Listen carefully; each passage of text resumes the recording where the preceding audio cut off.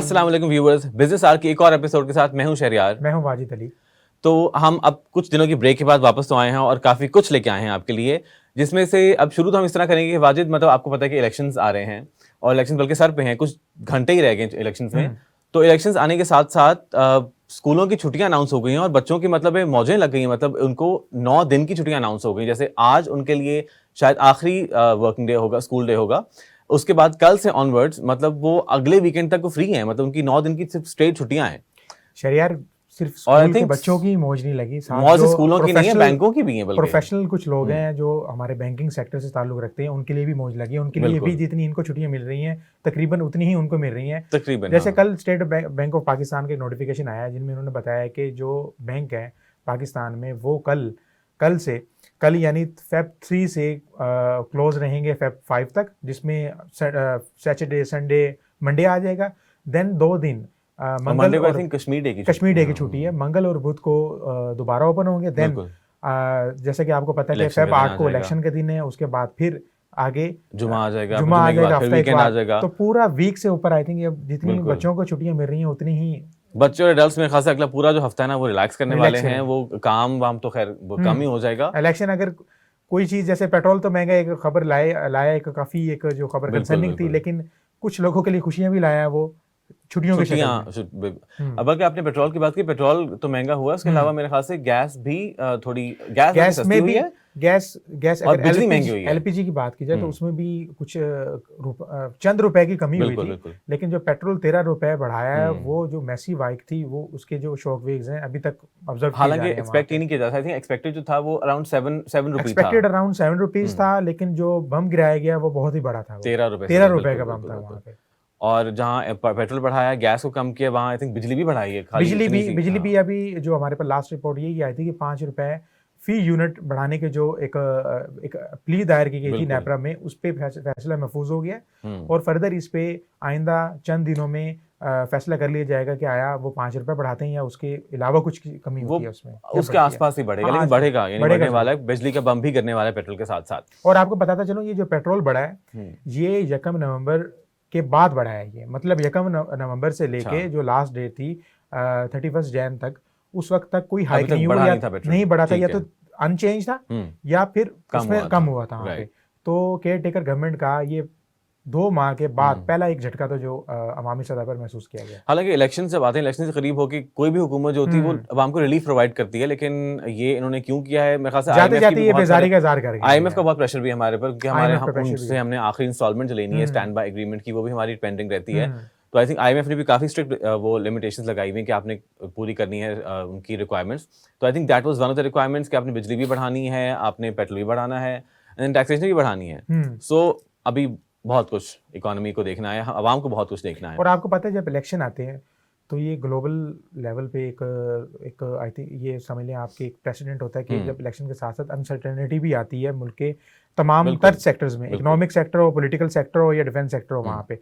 तो ये अब जैसे कि प्राइस हाइक हो गई है तो उसके बाद इलेक्शन आएंगे, फिर गवर्नमेंट को सेटल होने में टाइम लगेगा, तो आगे फिर 15 दिनों बाद फिर प्राइस बढ़नी है। तो फिर मेरा नहीं ख्याल कि अगली भी जो एक रिवाइज की जाएगी कीमत, वो उसमें कोई कमी होगी, उससे इजाफा ही होगा वहाँ पे। एक्सपेक्टेड तो यही है, let's see. Wajid, state bank की हमने बात की, जिन्होंने छुट्टियां अनाउंस की। स्टेट बैंक के हवाले से एक बहुत इंपॉर्टेंट खबर है जो पिछले कुछ दिनों से बहुत लोगों में डिस्कस हो रही है, बहुत डिफरेंट सर्कल्स में डिस्कस हो रही है, खाली बिजनेस सर्कल में नहीं बल्कि आम लोग भी बहुत डिस्कस कर रहे हैं इसको। और वो ये है कि उन्होंने, आपको याद है कि अनाउंस किया था कि नए नोट जो हैं वो लॉन्च करेंगे स्टेट बैंक, तमाम नए नोट्स, बिल्कुल सारी डिनोमिनेशंस के नोट्स जो हैं वो नए हो जाएंगे।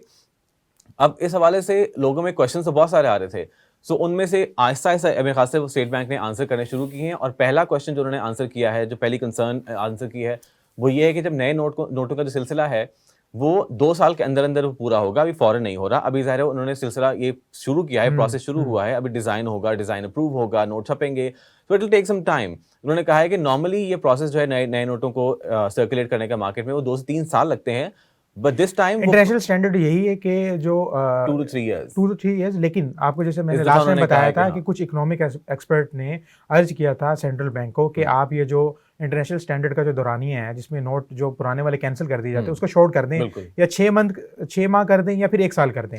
बट कल ही डिप्टी गवर्नर लेकिन कल क्लैरिफिकेशन आ गई है, बिल्कुल, तो उन्होंने कहा कि 2 साल के अंदर अंदर 2 साल के होगा, अंदर 2 साल मैक्सिमम बेसिकली उन्होंने टाइम कहा दिया कि 2 साल कहीं जाएगा। नहीं गए। और दूसरा इंडिया में जब डीमोनेटाइजेशन हुई थी तो उस वक्त ये टाइम बिल्कुल शॉर्ट नहीं किया था, वो गया तो था, फटाफट हुआ था। फटाफट हुआ था वहाँ पे।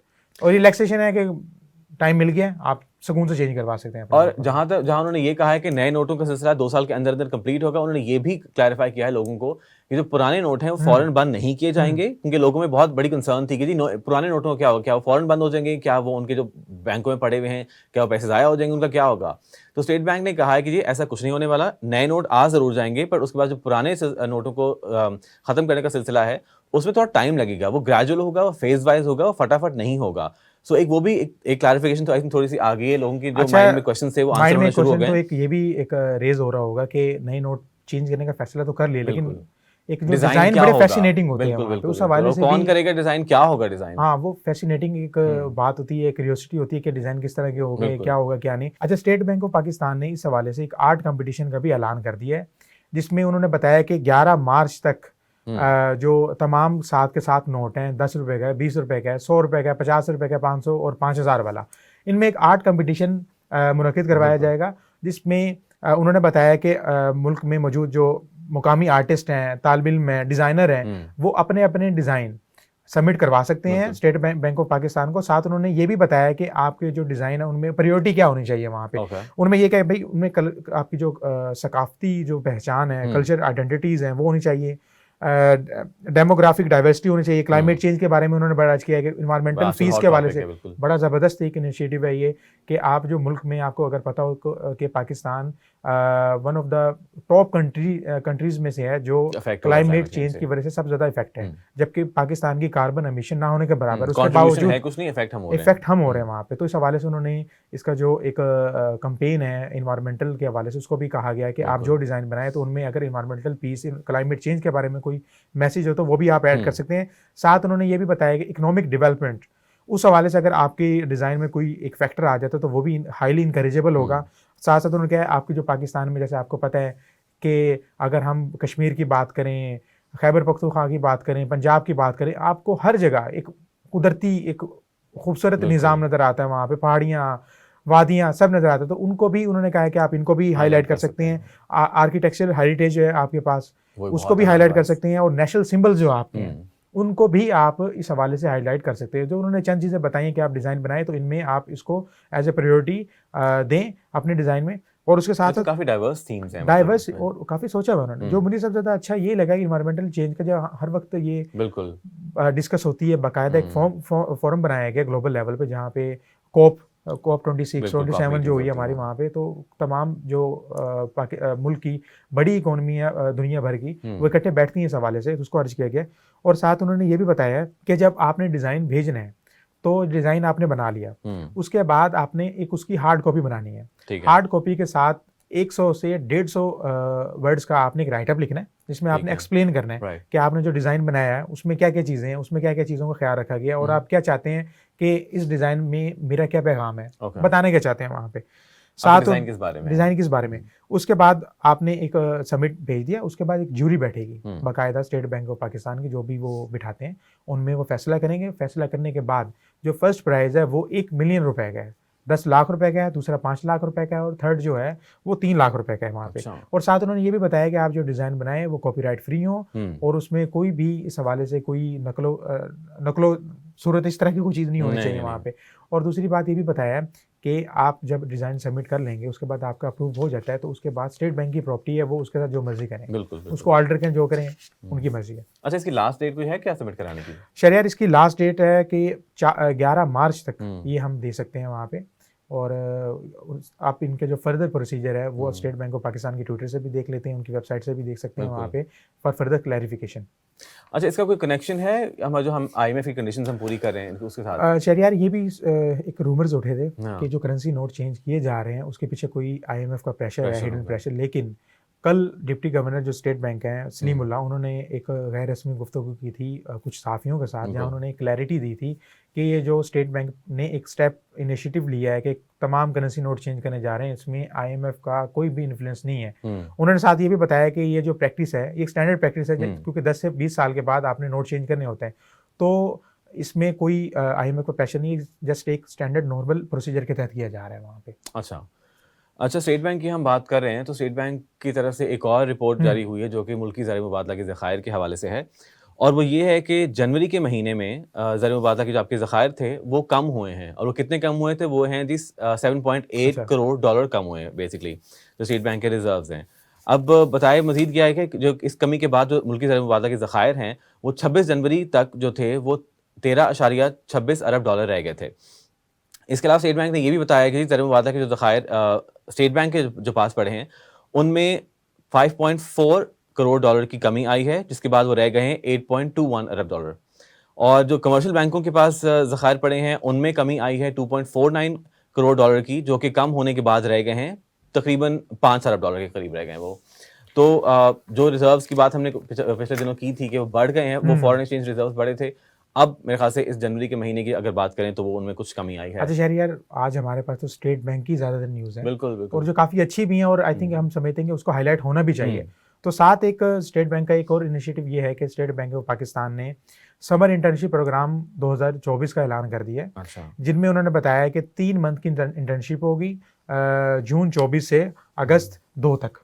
साथ उन्होंने क्राइटेरिया भी बयान कर दिया कि आप जो एलिजिबल होगा इस क्राइटेरिया के तहत वो अप्लाई कर सकते हैं। उन्होंने सबसे पहले ये है कि उसकी जो 2 साल या 4 साल डिग्री मुकम्मल होनी चाहिए, उन्होंने ग्रेजुएट या मास्टर होना चाहिए। साथ साथ उन्होंने ये भी बताया कि उसकी जो डिग्री है वो ज़्यादा रिलेट करनी चाहिए फाइनेंस से, बिजनेस एडमिनिस्ट्रेशन से, मैथमेटिक्स से, कॉमर्स से, उसके अलावा accounting, human resource, agriculture, media science, information system and technology वगैरह के।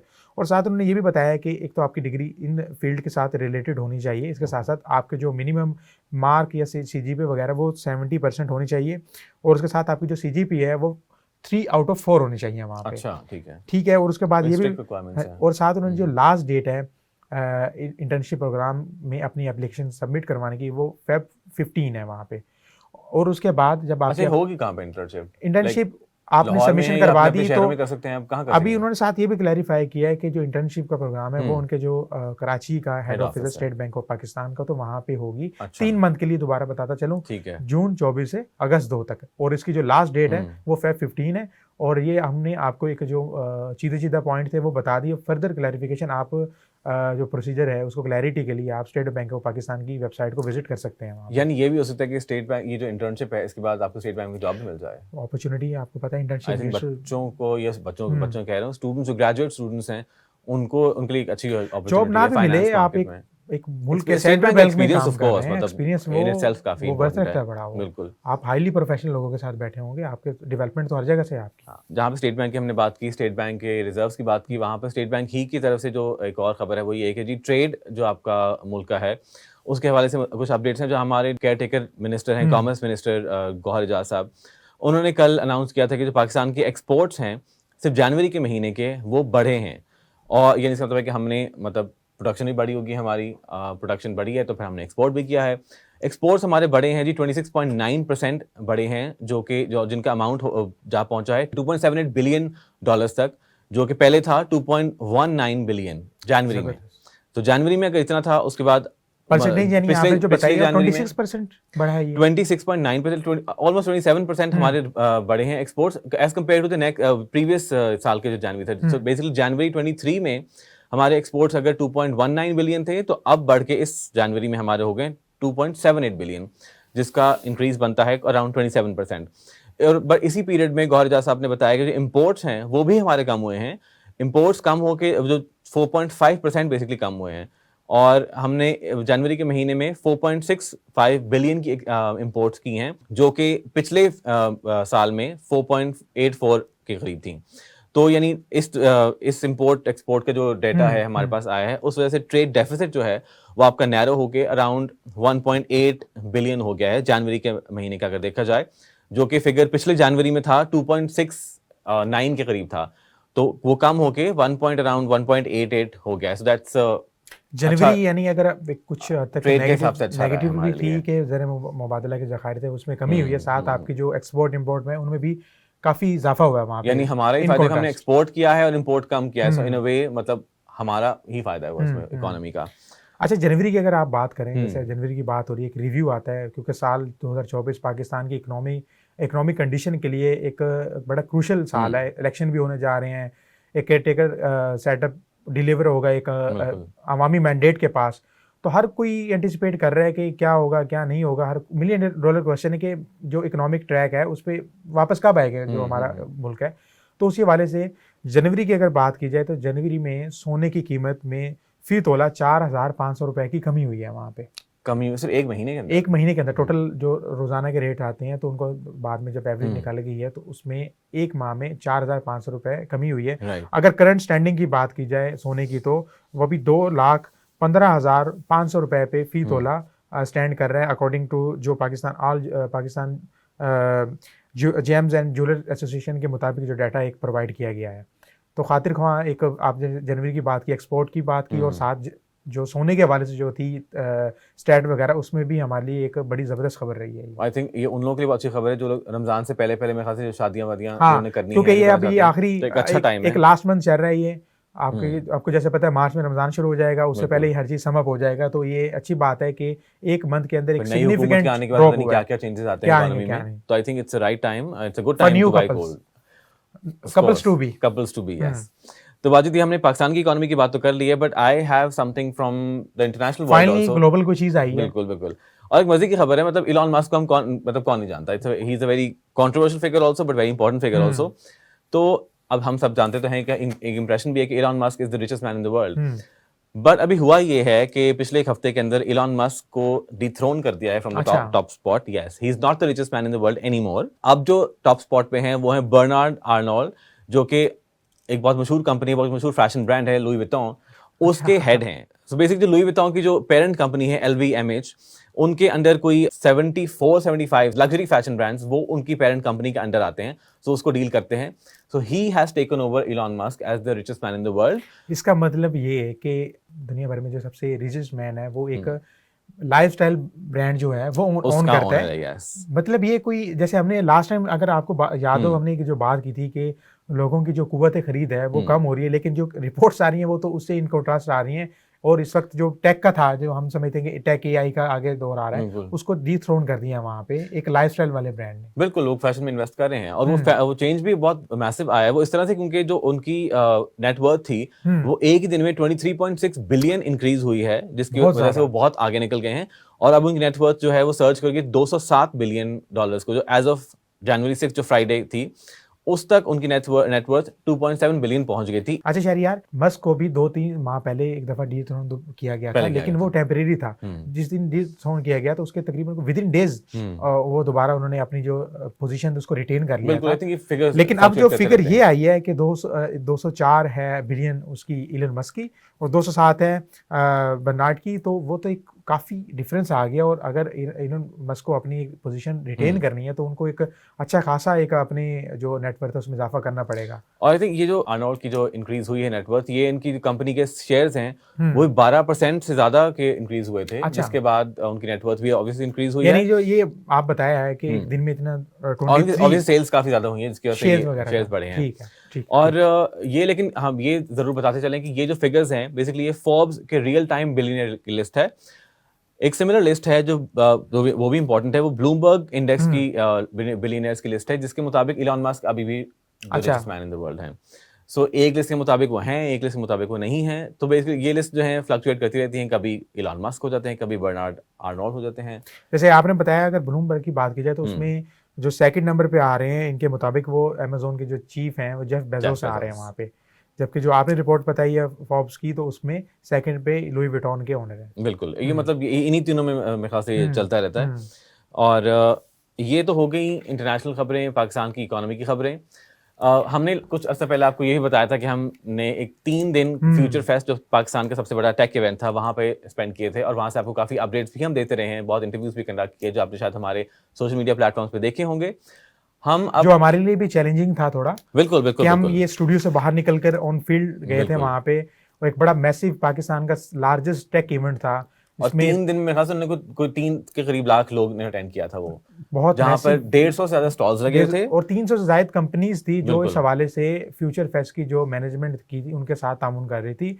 उसके साथ 150 से ज्यादा ग्लोबल और पाकिस्तानी जो स्टार्टअप्स हैं, कंपनीज हैं, IT की, सॉफ्टवेयर हाउसेज हैं, प्रॉपर्टी के हवाले से, उन सब के जो टाइकून्स थे वो भी आए हुए थे मतलब वहाँ पे। एग्जैक्टली, वो डिफरेंट सेक्टर्स के लोग आए हुए थे, बड़ा डाइवर्स किस्म का था एक कल्चर वहाँ पे, और बहुत ही मजे वाला था वो। और बहुत डिफरेंट डिफरेंट स्टार्टअप्स पर नए नए मजे स्टार्टअप्स उन्होंने वहाँ पे डिस्प्ले किए थे। हमारे लिए लर्निंग एक्सपीरियंस काफी जबरदस्त बिल्कुल। था। हमने जो ऐसी कुछ चीजें देखी जो हम देखकर दंग रह गए थे कि वो मेड इन पाकिस्तान थी।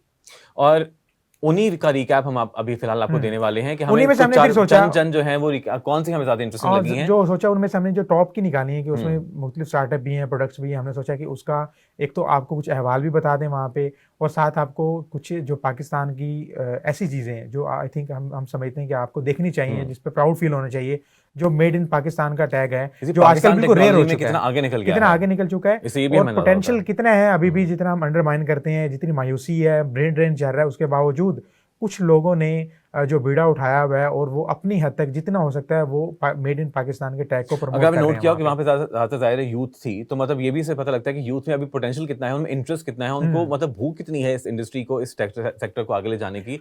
मतलब और उनमें सबके सब- एजुकेशन तो है ही है उनमें, सबके बट सब यही कह रहे थे अवेयरनेस कि नहीं थी। हमें अगर सपोर्ट किया जाए तो we can Exactly. Do a lot better. जो उनकी करंट पोजीशन थी उनसे काफी बेहतर कर सकते हैं वहाँ पे। आई थिंक वहाँ पे कुछ लोगों ने ये भी एक चीज एक्सप्रेस की है कि भाई जो हमारा पाकिस्तान का जो आईटी एजुकेशन का मामला जो है उसको थोड़ा सा हमें अपग्रेड करने की जरूरत है। शायद वो इतना मुख्तलिफ अपडेटेड नहीं है। ओपिनियन थे, मतलब वो देखा जाए अपनी तो जगह ठीक थे, लेकिन उनको एक कलेक्टिव सपोर्ट की जरूरत थी, बिल्कुल, जिसमें of course. एकेडमिया के हवाले से भी थी, जिसमें फंडिंग के हवाले से भी थी, जिनमें ज्वाइंट वेंचर्स के हवाले भी थी वहाँ पे। तो कि अगर किसी मुख्तलिफ के पास उनके थे। आइडिया है, उनके पास फंडिंग नहीं है, फंडिंग नहीं है, तो आई जिनके थिंक पास इन चीजों को भी ईज करने की जरूरत है, क्योंकि हमारे पास टैलेंट बहुत ज्यादा है, टैलेंट पूल बहुत बड़ा है पाकिस्तान का, आईटी के हवाले से भी, हर हवाले से भी। अब उनके पास यही होता है कि उनके पास फंडिंग नहीं होती, उनको पता नहीं होता कि फंडिंग कहाँ से अचीव करें। अच्छा शहरियार, जब पहले दिन हम गए तो मुझे और आपको जो एक बड़ा स्टार्टअप एक नजर आया, वो था ई प्लांट वाला। एकदम से मैं स्ट्राइक इसलिए क्योंकि एग्रीकल्चर के हवाले से बहुत ज़्यादा चीज़ें वहाँ पे मौजूद भी नहीं थी। दूसरा, हमें ये तो पता है कि पाकिस्तान एक एग्रीकल्चर कंट्री है, मतलब हमारी इकोनॉमी जो है बहुत ज़्यादा डिपेंड करती है एग्रीकल्चर के ऊपर भी, और जो कंट्रीब्यूशन एग्रीकल्चर सेक्टर का वो बहुत ज़्यादा इकोनॉमी में। तो टेक्नोलॉजिकल इनोवेशन जो है इस सेक्टर में, उन्हीं की ज़बानी सुन लेते हैं। जो ई प्लांट एक स्टार्टअप था, कि उनके जो एक सीईओ हैं, आइए उनसे सुनते हैं कि स्टार्टअप है क्या। वो है क्या। वो इंटरेस्टिंग चीज उसमें ये भी थी ऑब्वियसली कि मतलब वो एक टेक्नोलॉजिकल इनोवेशन जो है वो इस सेक्टर में इतनी है नहीं, एक टिपिकल कन्वेंशनल चीज में ला रहे हैं, उससे जरा हट के कुछ था। तो वो आई थिंक उससे फार्मर्स की आई थिंक हेल्प हो जाएगी। अब उन्हीं से सुनते हैं कि उनका स्टार्टअप क्या था। बेसिकली स्टार्टअप है मेरा ई प्लांट के नाम से। ये एक स्मार्ट इरिगेशन डिवाइस है, ठीक है, मॉनिटरिंग एंड इरिगेशन डिवाइस है। बेसिकली किसानों को क्या करना पड़ता है कि किसानों को बेसिकली अपनी ज़मीनों के पैरामीटर्स के बारे में नहीं पता होता, तो हम क्या करते हैं, ये डिवाइस फसल में लगा देंगे और ये के सारे इंपॉर्टेंट पैरामीटर्स जितने भी चाहिए होते हैं वो सारे के सारे किसान के मोबाइल एप्लीकेशन पर उसको शो हो रहे होंगे। अब किसान बड़ा इजीली डिसीजन ले सकता है कि उसको कितना पानी लगाना है, कितना उसके न्यूट्रिएंट्स ऐड ऑन करने हैं। ये डिवाइस कैपेबल है कि ऑटोमेटिकली कंट्रोल कर सके पानी के इनपुट को भी। हम चाहें तो इससे ट्यूबवेल का जो बटन है वो ऑन ऑफ करवा सकते हैं, हम चाहें तो इससे रेजरवायर टैंक का जो कंट्रोल वॉल है वो भी कंट्रोल कर सकते हैं। ये डिवाइस जो है ये कैपेबल है, वेदर फोरकास्टिंग सिस्टम के साथ भी अटैच है। अब ये क्या करेगी, ये डिसीजन लेगी कि फॉर एग्जांपल कल बारिश होने वाली है और आज आपका पानी लगाने की बारी थी, आप पानी लगाते हो तो ओवर वाटरिंग हो जाएगी। तो बेसिकली ये सारा जो वेदर फोरकास्टिंग सिस्टम है ये इससे भी अवॉइड करने के लिए आपको किसान के अंदर हमने जो माइक्रो कंट्रोलर यूज़ किया है, जो कि सारी की सारी इन्फॉर्मेशन लेता है, अपने अंदर सेव करता है और अकॉर्डिंगली डिसीजन लेता है। और इसके अंदर हमने जो सेंसर यूज़ किया है वो 7-in-1 सेंसर है, सारे इंपॉर्टेंट पैरामीटर 7 के अंदर कवर हो जाते हैं, वो लेता है। और किसानों को पता होता है कि उनका रकबा कैसा है। फॉर एग्जाम्पल अगर तो रकबा उनका 1 तरह का है तो ये 1 एकड़ के अंदर 1 device is more than enough. लेकिन अगर फॉर एग्जाम्पल उसके रकबे के अंदर कलर है या पैचेस बने हुए हैं तो फिर 3 मिनिमम उसको 1 एकड़ में यूज़। हम लोग डिजिटल बैठक्स बनाते हैं, किसानों को अवेयरनेस देते हैं और एजुकेशन पूरा एक प्लेटफॉर्म रन कर रहे हैं जहाँ से उनको इन प्रोडक्ट्स की अवेयरनेस दी जाती है। तकरीबन ये हमें $350 से $400 का ये हमें कॉस्ट करता है। वी आर ट्राइंग कि इसकी कॉस्ट कम जाए, और लेकिन हम ये $600 से $650 तक हम इसको सेल करते हैं। अच्छा, कितना बेहतरीन उन्होंने इनिशिएटिव लिया है। भाई मुझे तो इसलिए हमें स्ट्राइक भी किया था क्योंकि वो एक तो जो उन्होंने सेटअप लगाया था वो सोलर पावर्ड भी है, तो आजकल सोलर का भी बहुत ट्रेंड चल रहा है, तो उन्होंने इसमें एनर्जी भी कम से कम इस्तेमाल करने के लिए। आप देखेंगे कि पाकिस्तान की जो हाफ लेबर है वो सारी डायरेक्टली इनडायरेक्टली लिंक है एग्रीकल्चर के साथ वहाँ पे। और जैसे कि आप एक आम किसान हो, वो जब बेचारा पानी लगाता है, दिन रात लगाता है, तो उसको एक बाकायदगी लानी पड़ती है अपने रूटीन में।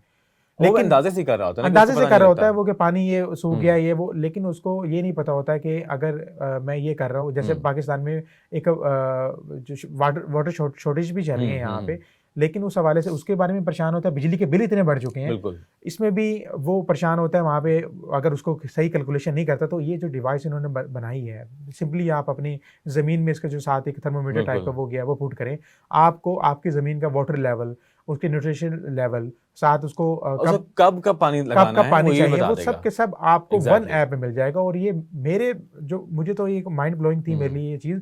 और मैं तीनों दिन शहरियार जब मैं गया हूँ तो आसपास में देखता रहा हूँ उस स्टॉल पे काफ़ी रश उस था पे वहाँ लोग पे, वहाँ पे इंटरेस्टेड विजिट कर रहे थे, थे, लोग यूनिक जानना चाह था। रहे थे कि क्या और है। जो साथ उन्होंने जो कॉस्ट भी बताई है इसकी, जो बहुत ही ज़्यादा मिनिमल थी, 60 से 70 हज़ार रुपये। और साथ उन्होंने ये भी बताया कि अगर उनको गवर्नमेंट की तरफ से फंडिंग दी जाती है तो बिल्कुल। वो जो उनकी प्राइस है 60 से 70 हज़ार को, उसको मजीद हम्म। ड्रॉप कर सकते हैं वहाँ पे, यानी इजीली एक्सेसिबल हो जाएगा। अभी वो उनको प्रोटोटाइप फेज आई चल थिंक रहा इसको है। गवर्नमेंट को सपोर्ट भी करना चाहिए ऐसे इनिशिएटिव्स क्योंकि वो देखें अभी उन्होंने अगर पायलट किया है अपना एक जगह पर, तो यार उन्होंने एक्सपैंड भी करना है। They should expand it to the entire province, पे उसके बाद पूरे मुल्क में एक्सपैंड करें, पूरे कंट्री के जो फार्मर्स हैं उनको ऑन बोर्ड लें।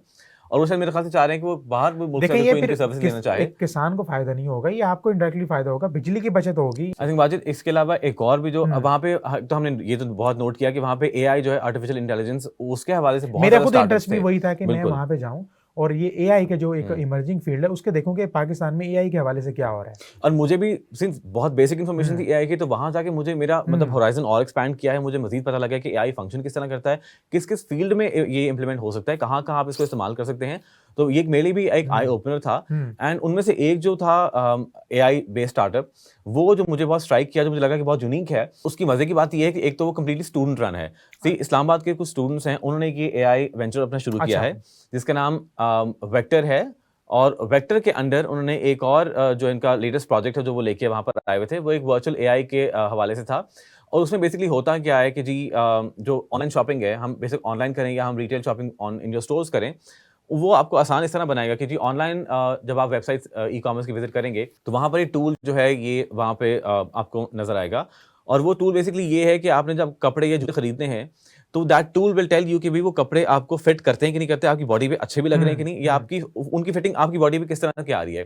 तो आई थिंक ये मेरे लिए यानी as an online shopper AI examine करेगा आपके लिए कि आपके ऊपर ये सूट आपको अगर पसंद आया तो वो वाकई ठीक लग रहा है कि नहीं वहाँ पे। खाली उसकी फिटिंग भी बताएगा और ये कि मतलब आपकी बॉडी पे सूट भी करेगा, आपको भी अंदाजा हो जाएगा कि आपने वो लेना है कि नहीं लेना। तो आई थिंक आपके लिए डिसीजन मेकिंग जो है बहुत आसान हो जाएगी for an online shopper like me. तो मुझे तो एक बहुत अच्छा लगा और बहुत हेल्पफुल लगा कि ये जो है आई थिंक अगर इम्प्लीमेंट हो जाता है या ये डिप्लॉय हो जाता है वेरियस ई कॉमर्स बिजनेसेस के लिए, तो आई थिंक ये बहुत अच्छा होने वाला है। इंडिया में मैं शार्क टैंक काफी देखता रहता हूँ, तो इंडिया में भी ये जो इस तरह के हैं काइंड ऑफ स्टार्टअप है कि उसमें जो बड़े बड़े स्टोर्स हैं उन्होंने ये जो वर्चुअल ट्राई ऑन लगाए हैं वहाँ पे कि आप जाते हैं सामने खड़े होते हैं, आप बजाय एक ट्राई रूम में जाएं जहाँ पे कुछ सिक्योरिटी कंसर्न्स भी होते हैं, आपके पर्सनल सिक्योरिटी कंसर्न्स भी होते हैं, उसको क्लैम्प डाउन करने के लिए उन्होंने ये स्टार्टअप एक मिरर सा लगा दिया, मिरर लगा दिया, आप जाएं, आपको खड़े खड़े होते ही आपकी फिटिंग, आपके कलर चॉइस, उस बारे में सब के सब एआई कमेंट बस मिरर के आप सामने खड़े हो, आप चूज करें कि आपको क्या चाहिए, क्या देखना है, तो वो आपको बता देगा कि जी आपके ऊपर कैसा लग रहा है। एआई अब आपके फ्यूचर को के साथ साथ आपकी ड्रेस को भी वो साथ डिसाइड करेगा कि आप क्या पहनना चाहते हैं। बेसिकली ऑनलाइन शॉपिंग हमारे लिए अब बहुत आसान होने वाली है जब ये डिप्लॉय हो जाएगा।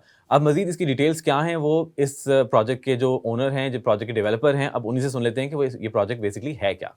What we do is we do AI services. We earn money from, providing startups in Pakistan and abroad with services like chatbots, computer vision analytics, speech analytics, anything that they can think of in AI. Interestingly, हमारी एक ऐसी service हम कर रहे थे एक client के लिए जो परस्यू नहीं कर सके उस प्रॉब्लम को, which was a virtual try-on because they had a retail store online.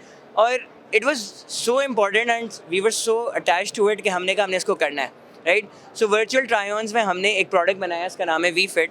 What you can do with WeFit is कि आप ऑनलाइन स्टोर पे शॉपिंग करते हैं, for the sake of simplicity you are at let's say daraz.pk और आप you are looking at clothes, right, and आपने T shirt पसंद कर ली, आपको पता ही नहीं है कि आप उसमें कैसे लगते हैं। So you upload a picture of yourself, आप you go to your gallery, आपने अपनी प्यारी सी पिक्चर उठाई है and you use that picture to see how you look like in that T shirt, right. So it's very easy to add to any online store that there is। और साथ में हमने एक स्मार्ट मिरर बनाया। This is a futuristic thing कि you're in a mall, let's say you're at futuristic में हमारे पास आउटफिटर्स होता है, खाड़ी होते हैं, नेम्स दैट पॉप अप। आप आउटफिटर के स्टोर में गए हो, there is this smart mirror running, उस पर टी शर्ट लग के आ गई आपके सामने, right. So you're moving, yes, you're moving, you choose what t-shirt you want to see और इंस्टेंट कि आप पहन के जाओ ट्राई रूम में देखो, सेल के दिन तो ऐसे ही ट्राई रूम बंद होता है, आप उस स्मार्ट मिरर में देख सकते हो। real time. This can be very easily scaled to desi clothes, kurte, pajame, jackets, shoes, makeup, baal. Yes, हमारी inspiration was actually Lenskart from India. वो ग्लासेस पे करते हैं कम्प्लीटली. हमने कहा if it is doable on glasses and it's not that hard on glasses but on t shirt you need to fit on your body, right? वो हमने किया and अल्हम्दुलिल्लाह we here today with it. Very easy to do that. हमने आज जो हम future fest पे लेके आए हमने उसमें नहीं डाले हुई ये चीज़ because sizes vary from company to company. As soon as we have a retailer up who wants to work with us, उनके साइजिंग चार्ट के हिसाब से we can very easily do that. According to statistics 53% of the people who purchase clothes वो dissatisfaction की वजह से return कर देते हैं. अब रिटर्न के बाद आपका एक तो कस्टमर डिससेटिस्फैक्शन का फैक्टर तो है, your customer was not satisfied first hand. लेकिन रिटर्न रेट्स में आपके commute, right, the hassle that goes in, we're here to remove that with VFit. बहुत ही ज़बरदस्त इनिशिएटिव है ये. और और जैसे मैंने उनको ऑन द स्पॉट भी कहा, मैंने कहा आई विश ये जल्दी डिप्लॉय हो जाए. और ये क्योंकि खाली ई कॉमर्स स्टोर्स के लिए नहीं है, ये ऑनलाइन, ये रिटेल स्टोर्स, ये स्टैंड अलोन स्टोर्स के लिए भी है. क्योंकि वो इसके लिए कि जो हमने वर्चुअल मिरर की बात की, वो मिरर भी डेवलप कर रहे हैं, वो उनको डिप्लॉय कर सकते हैं. ऑनलाइन बिजनेस के लिए तो है ही. मजे की बात ये थी कि students university students, yes they still students सारे के सारे होते हुए इतना बड़ा वो ऑगमेंटेड रियलिटी, एआई, इन सबको एक पॉजिटिव एक जो पोटेंशियल इसमें है उसमें यूटिलाइज कर रहे हैं. वो इतने मुझे एम्बिशियस लगे वो इस तरह से, क्योंकि सी ये तो उन्होंने जो प्रोडक्ट बनाई है ये उन्होंने अपना बेसिकली उनका सबका बैकग्राउंड एआई के साथ है और वर्चुअल रियलिटी के साथ है. तो वो उसमें डिफरेंट सर्विसेज प्रोवाइड करके with in Pakistan and globally लोगों को सर्विसेज प्रोवाइड करते हैं जो उनसे पैसे कमाते हैं. वो इसमें इन्होंने इन्वेस्ट किए हैं और मजीद कर रहे हैं. सो वो अपना ही बेसिकली उनका आपस में चल रहा है. वो उन्होंने कहीं से फंडिंग, बेसिक सीड फंडिंग ली होगी, पर मजीद फंडिंग अगर उनको मिलती है जो वो चाह भी रहे हैं, तो मजीद फंडिंग के साथ साथ वो ये जो इनका एआई टूल है ये स्टोर्स में डिप्लॉय कर सकते हैं, और स्टैंड अलोन स्टोर्स में भी, फिजिकल स्टोर्स में और ऑनलाइन स्टोर्स भी. तो आई थिंक इन ऐसे वेंचर्स को हमें डेफिनेटली सपोर्ट करना चाहिए. हम जो दिखा रहे हैं, हम साथ साथ गवर्नमेंट से अपील भी कर रहे हैं, उनको अर्ज भी कर रहे हैं कि आप इन स्टार्टअप को टेकअप करें, इनकी सपोर्ट करें. वहाँ पे हमारे आईटी मिनिस्टर साहब हैं, उमर सैफ साहब, जो काफ़ी विजिलेंट नज़र आते हैं हमें. वो आप इन स्टार्टअप वगैरह को देखें. आपको एक ये नहीं कि आप सिर्फ इनको सपोर्ट करेंगे, इनके साथ और आइडियाज निकलेंगे, जॉब अपॉर्चुनिटीज निकलेंगे वहाँ पे. इवेंचुअली बट बेसिकली आप पाकिस्तान का जो नाम है in the global IT sector, वो जो रेस एक लगी हुई है एआई वगैरह की, मॉडर्न टेक्नोलॉजी को ऑप्ट करने की, उसमें एटलीस्ट पाकिस्तान भी उस रेस में शामिल हो जाए. अच्छा शहरियार, ये एआई की बात करें तो दूसरा भी स्टार्टअप एक अच्छा लगा वहाँ पे मुझे, ये मिले साद, जो कि एक अपना प्रोजेक्ट वगैरह एक उन्होंने एक प्रोडक्ट लॉन्च की थी एआई के हवाले से. ओमनी नाम था इनका. अच्छा. तो जो एक आपकी जो लैंग्वेज थी उसको डब कर देता था वहाँ पे, उसको यानी चेंज कर देता था. राइट. तो पहले तो आप इनसे तफसील सुनिए, आप तफसील सुन लें. अच्छा, ठीक है. फिर उसके बाद आपको मैं फर्दर एक्सप्लेन करता हूँ और आपको भी आइडिया हो जाएगा कुछ. बिल्कुल बिल्कुल. ओमनी जो है 2 साल पहले मैंने इन्वेंट किया था. मेरे पेरेंट्स जो है अर्तुगरुल देखते थे इन तुर्किश, राइट. उनको मैंने कहा यार उर्दू वाला क्यों नहीं देखते, बिकॉज वो ज़ाहिर है पीटीवी ने इतनी इन्वेस्टमेंट किया है. उन्होंने कहा यार मज़ा ही नहीं आता उसको देखने को. तो जब मैंने कहा यार इतनी इन्वेस्टमेंट के बाद मज़ा ना आए, तो फिर there is an opportunity there. So I spend 1 year doing research on this अपने सुपरवाइजर के साथ, और we published a paper on it. और उसके बाद इसको मैंने प्रोडक्ट के अंदर कन्वर्ट किया. और आज 2 साल के बाद, since that day I got the idea with my parents, आज we have a product in the market. और वो हमने व्हाट्सएप के ऊपर एक छोटा सा बॉट बनाया है जिसको आप वॉइस नोट भेजते हैं और आप बताते हैं कि इसको इस लैंग्वेज में कर दें, तो वो rapidly with in few seconds आपको डब करके दे देता है ऑडियो. अच्छा, बेसिकली जैसे कि अच्छा, हमें कुछ इनके बेसिक आइडिया मुझे मिला है. बेसिक आइडिया हुआ है. बट आपको इंटरव्यू जब आपने उनका किया तो आपको क्या इससे फील हुआ कि मतलब हमें कैसे इस्तेमाल कर सकते हैं इसको? शरियार देखें, सबसे बड़ी बात तो ये है कि अगर आप देखें जो हमारी फ्रीलांस कम्युनिटी है, उनमें जब वो दूसरे ममालिक के क्लाइंट को डील करते हैं तो उनमें सबसे ज़्यादा जो बैरियर आता है वो लैंग्वेज बैरियर होता है उनका. फॉर एग्जांपल, अगर वो कोई यूएस का क्लाइंट पकड़ा हुआ है उन्होंने, उसके साथ डील कर रहे हैं, तो वो क्या होता है कि जो वो ज़्यादा फ्लुएंट इंग्लिश नहीं बोल सकते वहाँ पे. अगर वो इस तरह के जो इनका एआई बोर्ड है, ये ऐप है वहाँ पे, वो इस्तेमाल करेंगे, आप यानी यहाँ से उर्दू में टाइप करेंगे, वो आपको वहाँ से इंग्लिश में जवाब दे देगा, और साथ आपकी जो वॉइस है उसको भी डब कर देगा. तो अगर आप उर्दू में वॉइस नोट भेज रहे हैं किसी को, वॉइस नोट भेज रहे हैं, ऑटोमेटिकली वो इंग्लिश में, स्पेनिश में, जो उनकी लैंग्वेज दी हुई है उसमें एक कर देगा. और अगर आपकी वीडियो आ रही है तो आपकी लिपसिंग के साथ साथ मुकम्मल इसमें डबिंग हो जाएगी, सबटाइटल्स भी हो जाएंगे. सबटाइटल्स भी हो जाएंगे इसमें. That is amazing. That is amazing. Obviously बात है, क्योंकि हम अक्सर देख रहे होते हैं इंस्टाग्राम पे इस तरह के ऐड आ रहे होते हैं, लेकिन इस तरह के ऐड समझ नहीं आता क्या समझ नहीं आता. और ये सारे प्रोडक्ट्स बाहर की हैं. बिल्कुल. जबकि ये जो प्रोडक्ट, ये डबिंग एआई डबिंग ऐप बनाई गई है, ये पाकिस्तान की है. ये और इस जो साद है नौजवान है, इसने खुद बनाई है अपने, मतलब ये जैसे बता रहा था, जैसे मेरे ऑफ द कैमरा इनसे बातचीत चल रही थी वहाँ पे कि 2 या 3 लोग हैं, 2 या 3 फ्रेंड्स हैं जिन्होंने स्टार्टअप शुरू अच्छा किया। बस। और इनकी कहानी ज़बरदस्ती की, उर्तुगल गाजी देखते थे तो उनकी वो डबिंग समझ नहीं आती थी इनको, ओह, अच्छा, तो अच्छा। इन्होंने उस हाँ, वहाँ जो से inspire प्रॉब्लम हुए, थी ठीक है। वहाँ से इंस्पायर हुए और अपने घर से ही प्रॉब्लम एक पकड़ी और Okay. उसको सॉल्व किया एक बेहतरीन अंदाज में वहाँ पे। सी अभी दिमाग की बात है ना कि उनको वो घर बैठे ड्रामा देखते हाँ। देखते उनको आइडिया है कि जी कि हमें यार समझ इसको तो आ नहीं रहा है, हाँ, खुद ही सोल्यूशन की हम इसका ढूंढ लें। मुझे इनकी जो इंस्पिरेशन थी बड़ी inspiring है, बहुत ज़्यादा। इनोवेटिव लगी और बड़ा मजा आया इनके सुन के कि यार कि एक प्रॉब्लम है उसको सॉल्व करने के लिए ये खुद जुट ही गए घर बैठ थे, के सोल्यूशन ढूंढ लिया। सोल्यूशन ढूंढ लिया और एक जबरदस्त प्रोडक्ट बना ली वहाँ पे। तो वाजिद वहाँ पे एआई तो जहाँ पर था, अब हमने एक और चीज़ बहुत ज़्यादा देखी, वो वहाँ पे क्रिप्टो क्रिप्टो करेंसी करेंसी थी। हाँ, अब क्रिप्टो करेंसी का यहाँ हमारे पास आपको पता है कि मसला है, पाकिस्तान में रेगुलेटेड नहीं है, so you can't directly deal in crypto currency, तो उसके लिए भी क्रिप्टो बहुत सॉल्यूशंस करेंसी लोगों ने में एक निकाले तो हुए थे। रेगुलेशन का मसला था जो सबसे ज़्यादा अच्छी चीज़ मुझे लगी जब मैंने इनके स्टार्टअप के पास में गया, तो इनके ऊपर जो टैग मुझे लगा वो बड़ा फैसिनेटिंग, बड़ा कैचिंग लगा जब इन्होंने क्रिप्टो करेंसी के साथ हिलाल क्रिप्टो करेंसी ऐड किया हुआ था हाँ, वहाँ वो पे। हलाल हलाल देखते हैं, मीट तो हम उनके पास देखते हैं, इसीलिए गए थे कि हलाल क्रिप्टो करेंसी क्या हलाल होती क्रिप्टो है। करेंसी की है क्या। एक तो पाकिस्तान में क्रिप्टो करेंसी की रेगुलेशन नहीं हो रही इतना, हालांकि हमें पता भी है कि इसमें कितना पोटेंशियल है अगर आप सही तरह रेगुलेट बिल्कुल, करके बिल्कुल, इसमें बिल्कुल। काम करें। जब ये सुना तो मुझे बड़ा ही ज़बरदस्त आइडिया लगा, तो इसकी तफसील फर्दर इनसे जानते हैं और बाद में हम कुछ बिल्कुल, कमेंट्स बिल्कुल, वगैरह बिल्कुल। ऐड कर देंगे। 2 साल पहले मैंने और काफ़ी भाइयों ने जो मुसलमान हैं दुनिया के डिफरेंट कंट्रीज़ में, हमने बात की कि यार हमें एक अपना कुछ बनाना चाहिए जिसके लिए जो हमारे लिए आसानी करेगा कि जानने के लिए क्या हलाल है क्या नहीं हलाल है। तो तब हमने उलमा पकड़े, हमने टीम पकड़ी और हमने एक नया प्रोजेक्ट लॉन्च किया, इसका नाम है सहाल वॉलेट। उसके ऊपर फिल्टर्ड होकर सारे जो प्रोजेक्ट्स हैं जो शरीया कंप्लाइंट हैं, जो इस्लामिकली अलाउड हैं, वो हम सिर्फ लिस्ट करते हैं। आप उनको ट्रेड कर सकते हैं, बाय सेल प्रॉफिट कमा सकते हैं और उनका कोई इशू नहीं होगा। जो उनका क्राइटेरिया है वो बड़ा एक हमने एक्सटेंसिव क्राइटेरिया बनाया है। जिस तरह आपको पता है स्टॉक्स में आईओफी का क्राइटेरिया है या डिफरेंट इंडस्ट्री में डिफरेंट इस्लामिक क्राइटेरिया, हमने भी इस्टेब्लिश किया एक नया criteria regulated by this other criterias.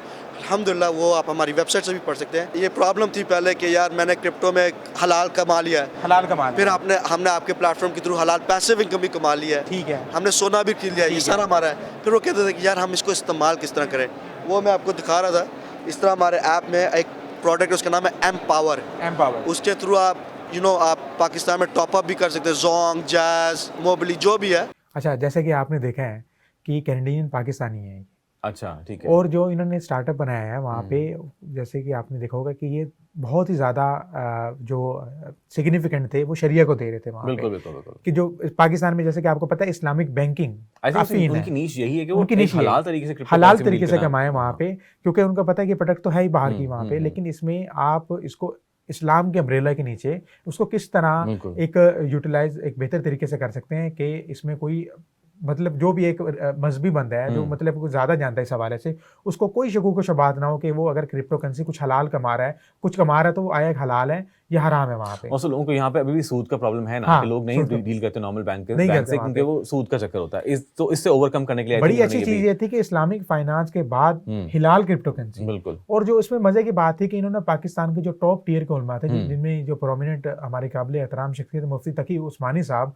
जो इस्लामिक बैंकिंग के हवाले से भी काफ़ी हिन रहे हैं, जो जिन्होंने पाकिस्तान में जो इस्लामिक बैंकिंग के कंसेप्ट थे उनको, उनके पायनियर है, उनको ऑन बोर्ड लिया। अच्छा, उनके साथ एक प्रॉपर consult करके किया है। शरिया बोर्ड लिया गया। Okay. शरिया बोर्ड के साथ उनसे एक पॉलिसी बनाई गई जो उनके बकौल 20 से ज़ायद पेजेस की थी। उसके बाद जाके इन्होंने ये एक स्टार्टअप शुरू किया हलाल क्रिप्टो करेंसी के हवाले ठीक से। है। और सबसे मज़े की बात मुझे ये लगी वो ये थी कि वो पाकिस्तान में जहाँ क्रिप्टो करेंसी लेने देने में आपको FIA वगैरह पकड़ लेते हैं, बिल्कुल, इन्होंने बिल्कुल। पाकिस्तान में आते ही, जब ये पाकिस्तान आए, इन्होंने कहा कि मैंने अपने जो एक मोबाइल पैकेज करवाना था वो क्रिप्टो करेंसी के थ्रू करवाया। इन्होंने मुझे अच्छा, इन्होंने अच्छा, जो कॉफ़ी वगैरह पी अपना ऑफ द कैमरा बता रहे थे Right. कि यार मैंने ये कॉफ़ी पी है, मैंने क्रिप्टो से अदा किया है। तो ना कि हलाल क्रिप्टो करेंसी वाला कंसेप्ट था, और उसके साथ के क्रिप्टो करेंसी को किस तरह इजीली डेली यूज में वो किस तरह यूज कर रहे थे, चलते फिरते आप इस्तेमाल कर चलते सकते हैं फिरते for वो even a crypto cup of currency को यूज coffee। कर रहे थे वहाँ पे। So यानी अब मैं और आप भी ये इस्तेमाल कर सकते हैं। इस्तेमाल बिल्कुल कर सकते हैं ये, और इनकी जो ऐप है उनको मेरे ख्याल में विजिट करना चाहिए। तो ये बेसिकली ये बेहतरीन ठीक है। मुझे इनिशिएटिव लगा सारा, और मैं और जो इतने सारे क्रिप्टो के वहाँ पर Stall थे। स्टॉल्स लगे थे, उनमें से एक ये बहुत यूनिक लगा था, Unique उसका लगा। कॉन्सेप्ट ही यही बिकॉज ऑफ वो हलाल। सब यही कह रहे थे कि यार गवर्नमेंट के लेवल पे अगर हमारे कुछ रेगुलेट कर लिया जाए क्रिप्टो को, तो वो इस हवाले से पाकिस्तान में जो फॉरेन रेमिटेंसेस है उनके वो फौरन ही बूस्ट कर सकते हैं। बिल्कुल बिल्कुल। और वो जितना बता रहे थे उनके पास इस वक्त पर जो पाकिस्तानी यूजर्स थे वो हज़ारों की तादाद में थे वहाँ अच्छा पे जो यूज़ कर रहे थे, और जो कनाडा वगैरह के जो कम्युनिटी है पाकिस्तानी यूज़ कर रहे थे ऑलरेडी वहाँ पे, और वो हज़ारों डॉलर उनके पड़े हुए थे वहाँ पे, जो कि लाखों में कन्वर्ट हो सकते हैं यानी बाद में, पोटेंशियल बहुत ज़्यादा है, बस Potential उसको बहुत ज़्यादा टैप नहीं किया जा रहा बिकॉज उसकी रेगुलेशन नहीं है। रेगुलेशन की वजह से। अच्छा बात है, यहाँ पर ये एआई क्रिप्टो तो बहुत ज़्यादा वहाँ पे था, वहाँ पे एक और सेक्टर जो वो बहुत ज़्यादा मौजूद था उस फेस्टिवल में, वो था जी इमिग्रेशन कंसल्टेंट्स के लिए, जॉब प्रोवाइडर्स के लिए भी। तो उनमें से एक जो मुझे बहुत यूनिक लगा, मुझे बहुत इंटरेस्टिंग लगा, जो बहुत आई थिंक बहुत लोगों के लिए बहुत फायदेमंद होने वाला है, वो ये कि स्काईफिट इंटरनेशनल के नाम से एक कंसल्टेंसी है, एक कंपनी है जो कराची बेस्ड हैं, और ये लोग बेसिकली क्या करते हैं कि अपने जो मिनिमम जिनके पास ग्रेजुएशन की डिग्री है उनको इनकरेज करते हैं कि अगर उनको दुबई जाके जॉब्स करनी है, जो लोग दुबई जाने के ख्वाहिशमंद हैं, दुबई जाके नौकरियां करना चाहते हैं, अपना लाइफ वहाँ पे करना चाहते हैं, तो ये लोग दुबई जाने वालों के लिए अपने कराची ऑफिस में इनको लोगों को स्किल्स प्रोवाइड करते हैं डिफरेंट डिपार्टमेंट्स के अंडर। उनके पास कोई मल्टीपल ये डिपार्टमेंट्स उन्होंने रखे हुए हैं जहाँ पे जिनके आपको स्किल्स देते हैं, आपको 2-3 महीने की ट्रेनिंग देते हैं, स्किल्स देते हैं, उसके बाद ये आपको अपने दुबई ऑफिस में शिफ्ट करते हैं जहाँ पर ये आप ज़ाहिर है वो जो स्किल आपने एक्वायर की होती है उसकी आप जॉब करते हैं। यानी आप ये कह रहे हैं कि एक जो इलीगल इतने वेज हैं हाँ स्टूडेंट्स के लिए, डंकी लगा जाते हैं, और भी इलीगल ऐसे लीथल वेज हैं जहाँ पे आपकी जान भी जा सकती है, ये आपको प्रॉपर एक स्किल स्मूथ कर दिया कि प्रॉपर एक ऑफिशियल चैनल के थ्रू वो आपको भेज रहे हैं। आप वहाँ पे ये नहीं कि मैकडोनल्ड्स वगैरह में काम करें, वो भी स्किल है, लेकिन आप एक प्रॉपर जो इस वक्त इन डिमांड है, जो एक इमर्जिंग स्किल्स है, उनको सीख कर आप किसी भी दूसरे मुल्क में बाइज्जत रोजगार कमा सकें और पाकिस्तान में पाकिस्तान जो अपने रहने वाले हैं उनको बेनिफिट दे सके वहाँ पे। और मजे की बात ये कि आपको मतलब आपके पास ग्रेजुएशन की डिग्री आपको चाहिए, you don't already need to have a skill. आपको अगर आपके पास स्किल नहीं भी है तो आपको 2-3 महीने लगा के वो आपको स्किल सिखा रहे हैं, ठीक है। उसके बाद ही वो आपको टेस्ट करेंगे पहले कि आपने वो स्किल कितनी सीख ली है, क्या वो आप उनकी रिक्वायरमेंट पूरे उतरेंगे कि नहीं।